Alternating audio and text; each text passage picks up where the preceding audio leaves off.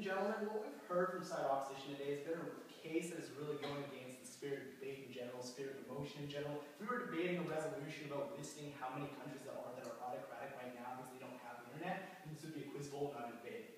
So I'm going to be rebuilding and kind of re-clarifying your definitions, re-justifying them, and in fact, I'm going to be flashing to what side opposition said, and I'm going to be moving into our third and final pillar.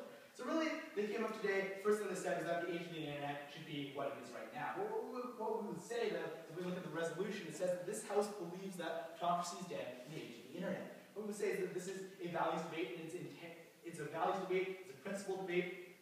Are we in the age of the internet yet? Who knows? What we're saying, ladies and gentlemen, is that this debate was not worded that autocracies are dead with the internet, but rather with the age of the internet. The age of the internet has to arrive in these countries, ladies and gentlemen. We're not going to be debating about how countries that don't have the internet are suddenly still alive. What we're saying is that when the internet does arrive to these countries, when they do come to these countries, when they will arrive in these countries, that the autocracy will fade away, that they're unsustainable in the eyes of the internet.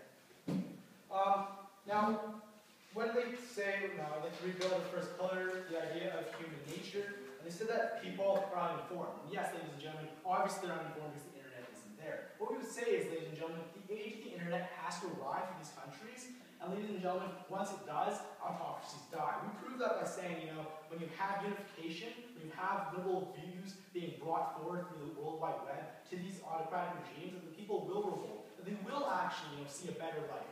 They will consider this better life. They will indeed, overthrow the government. We think that the internet is an integral step in this process. It is a mechanism, and it does indeed, overthrow autocratic regimes. We think that that pillar most certainly still stands.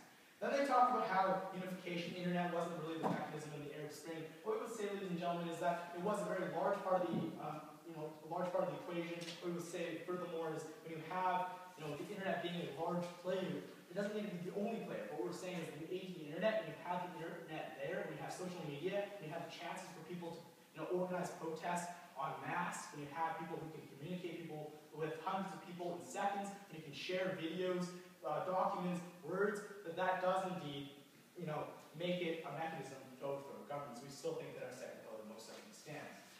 Now let's look at this first example. The first pillar that they brought up, and it's just a list of examples. And we really think that it's really against the spirit of emotion to say this. What we would say is that in these countries, the internet hasn't yet arrived. We think that when the age of the internet does come to these countries, those countries will fall as well, because obviously, they're going to see liberal views. They're going to want to overthrow them. It's human nature. Secondly, they're going to have a mechanism to actually organize protests, overthrow these autocratic regimes. And thirdly, and what we're talking about in our third pillar, the idea of how the global community is going to help this mechanism go forward. And then the second pillar, this idea of the Arab Spring, they really conceded a case in this point. I quote, they said that the internet was a spark, right? And what we would say is that obviously in the age of the internet, this is clearly conceding a case that the internet is bringing down autocratic regimes. I don't really know what we're getting at here. What they also told us was that when you have people who are not, informed, when the internet is the mechanism, then it's simply not part of this resolution. We really think that, when people are uninformed, they become informed by the internet. We think that when the age of the internet is present, the autocracy is dead. Now let's look into what we told you on side proposition today.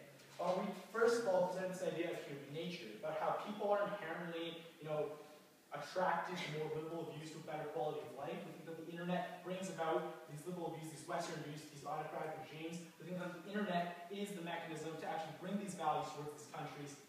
And we think that it's on human nature to accept these liberal values to overthrow these regimes. Secondly, we told you about indirect unification, where people can, anonymously organize themselves en masse to actually, organize protests to overthrow regimes. We think that the internet is the most effective means to do so. It's the only mechanism to do so. And we think that in the age of the internet, autocracy is dead, because when you have the internet in these countries most certainly don't have autocratic regimes. Now I'd like to move into this third idea, that of global intervention. It's really going to be tied to this idea of the spread of ideas, how we get hard evidence, and how we make the global community take action. So the internet, what does it do? Well, it encourages global awareness and allows the global community to take action. What we would say is that the internet is a very unique form of communication, right? You can't actually, phone 5 million people suddenly to organize a protest. We can do that with the internet, with the World Wide Web. What we say is that it has a global outreach, that it's much more effective than phones, than newspapers, than papers. and that really the internet is a unique form of communication. What we would also say is that the internet is fast, it's speedy, it's probably the fastest form of communication. We think that that really aids in delivering information to allow for change to occur. But most importantly, what we would say is that the internet provides hard evidence for protests to actually occur. It gives the impetus for people to actually take action, and it makes the global community think about what's happening, makes them take action. We think that really overthrows autocracies, and autocracies are dead for that reason. So let's look at this idea of providing solid evidence, solid hard evidence, so I get things like videos, photos, messages. What we would say is that you really can't have videos, embedded in phone lines or in newspapers. We really think that the internet is the king in this domain. What we would say is that when you have solid evidence provided to the global community to act upon, with such a mass audience, like we saw in Libya, where you had videos of airstrikes coming in, and you saw the horrors of the autocratic regimes, I'll take you in a second, we think that these videos were what the impetus were for the global community to take action.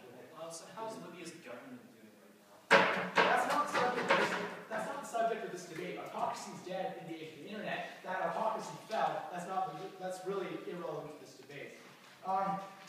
So like I was saying, in Libya, we had videos of airstrikes being posted on Facebook, being spread upon on Twitter. It was an impetus for the global community to actually take action and to actually see the horrors of autocratic regimes. We don't think that happened beforehand. Like I said, these horrors began before the age of the internet, but voila, the age of the internet came. We actually saw the horrors of these autocratic regimes. We think that provided the impetus for the global community to take action. It was the internet that allowed it to happen. But more importantly, what we see is that when you have the people of the global community, this mass audience of people being suddenly attracted to these forms of media, the horrors of these autocratic regimes, it's not just the governments that are now informed of these opinions, rather the large majority of the public. What we say is that in the global community, when you have many liberal democracies where governments are run by the people, when people actually see these horrors, they're going to inherently force the governments or lobby the governments to take actions. And these governments, if they're run by the people, these governments are going to now take action to intervene, like we saw in Libya. We think that's effective. We think that the internet provided the impetus for the people to actually go ahead, take action, bring it up to the Canadian government, to the American government, to the British government, to now take action, intervene in Libya. We think that was a very major player in actually allowing the coronation or the fall of the Libyan regime. So we really think that the internet pushes the global community to take action against autocratic regimes. We think that the age of the internet, once it actually arrives in certain countries, once we actually see that the age of the internet has actually arrived, not in an actual place, because there's really no point to debate that resolution then, we really think that when the internet is there, in the age of the internet, autocracy is dead, we stand proud, foes.